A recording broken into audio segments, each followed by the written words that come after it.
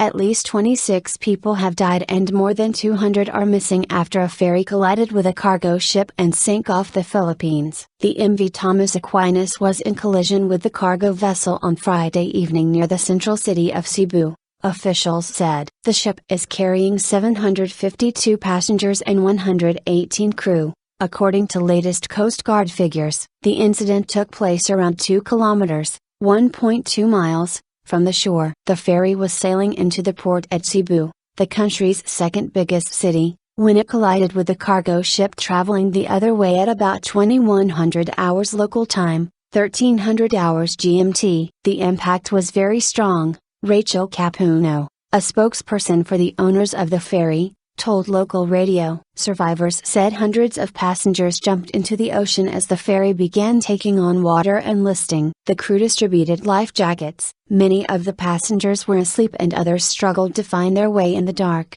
reports said. One survivor, Jerwin Agudong, said he and other passengers jumped overboard in front of the cargo vessel. It seems some people were not able to get out, Mr. Agudong told radio station DZBB. I pity the children. We saw dead bodies on the side, and some being rescued. The ferry sank within 30 minutes of the collision, the AFP news agency reports. Rear Admiral Luis Tuason of the Coast Guard said Navy divers recovered at least 4 more bodies from the wreck early on Saturday. There could be more bodies there, but there were ropes inside that our divers could get entangled in, he said. The Coast Guard is to send more divers with deep water equipment to help recover bodies, he added. Another Coast Guard official told reporters that the cargo ship, Sulpicio Express 7, had 36 crew members on board, but it did not sink. Passengers on the ferry had embarked at Nisipit in the southern province of Agusan del Sur. The Coast Guard and some commercial vessels were able to pick up more than 600 survivors. The 11,000-ton ferry was 40 years old,